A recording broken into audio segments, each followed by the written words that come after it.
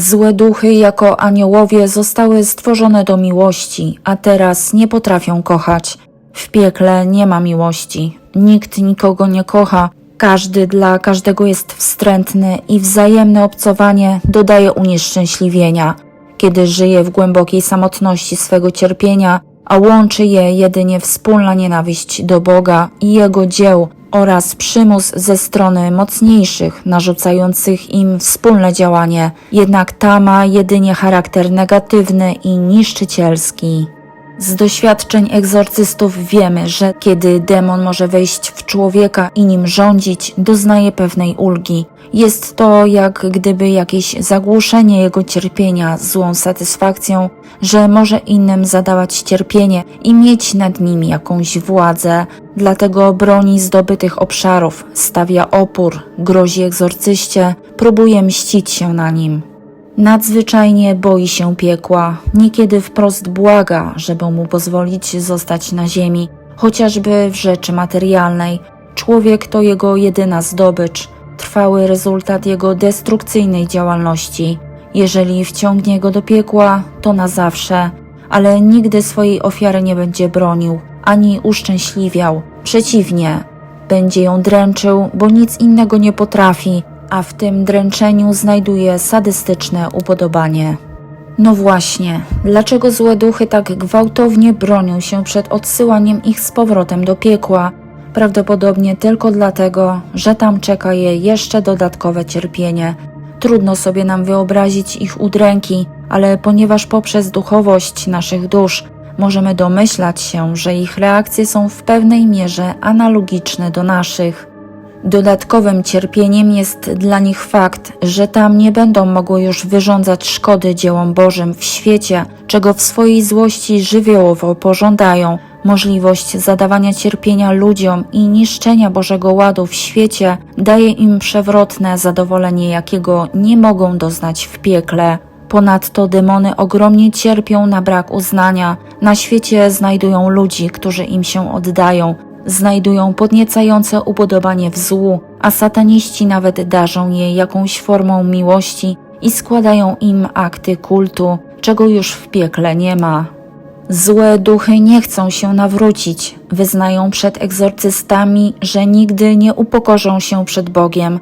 W swej straszliwej pysze nie uznają swego grzechu, nie chcą prosić o przebaczenie. Wydaje się, że gdyby jeszcze raz stawiono ich przed taką samą próbą, wybrałyby podobnie. Opętanie duszy przez diabła upatrywano prawie we wszystkich chorobach, zwłaszcza w obłędzie, epilepsji czy lunatyzmie i były szczególnie oznaką owładnięcia człowieka przez demona. Demony występują przede wszystkim jako uwodziciele ludzkich dusz, sprowadzając je na drogę wiecznej zagłady oraz zwalczają tych, którzy próbowali im w tym działaniu przeszkodzić. Gorzej jednak było z takimi ofiarami diabła, kiedy ten wżarł się w ich ciało i zdążył otumanić umysł, obległ ich duszę.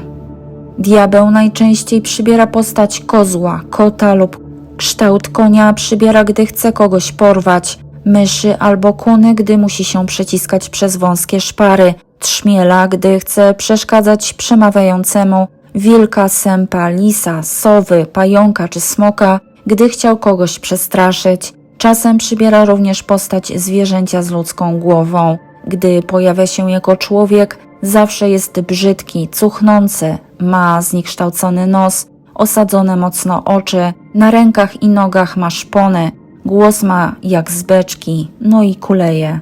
Szatan stara się budować swoje królestwo na ziemi i potem w wieczności. Królestwo ciemności, nieprawości i okrucieństwa. Wydaje się, że z dopustu Bożego może szkodzić ludziom nie tylko bezpośrednio, ale również poprzez różne kataklizmy przyrody. Złe duchy mogą wychodzić z piekła na ziemię i tu gnieździć się wszędzie jak polipy na żywym ciele, jak komórki rakowe niszczące organizm Kościoła i ludzkości. Ich działanie na ludzi jest złowrogie i zawsze niszczące. Kiedy raz wybrali, nie mogą się cofnąć, bo odrzucili całość dobra na zawsze. Demony nie pragną być unicestwione. W piekle istnieją różne hierarchie złych duchów. Nie wszystkie działają z jednakową przewrotnością i siłą, ale wszystkie bez wyjątku pracują dla zła. Wszystkie też znoszą najdzikszą tyranię swego wodza, szatana i jego przybocznych. Wiedzą, że już nigdy nie będą miały możliwości zmiany swej sytuacji, wręcz nawet nie chcą jej zmieniać. Razem ze swoim przywódcą istnieją tylko dla nienawiści Boga, Chrystusa, Maryi, całej ludzkości i woli wszystkich dzieł Chrystusa na ziemi. Oddane całkowicie złu są w nieustannym ruchu, bez zatrzymania się ani na chwilę. Nienawidzą nie tylko Boga i ludzi, ale także siebie wzajemnie. Łączy ich tylko wola zniszczenia dzieł Bożych i wymuszone przez przywódców współdziałanie.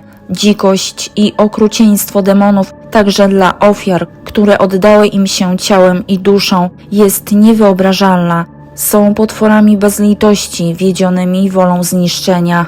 Jeżeli otaczają czasem ludzi pochlebstwami i zapewniają jakieś doczesne powodzenie, to tylko po to, aby ich uwieść, uczynić narzędziami zła, a potem jeszcze bardziej ich dręczyć i unieszczęśliwić na zawsze.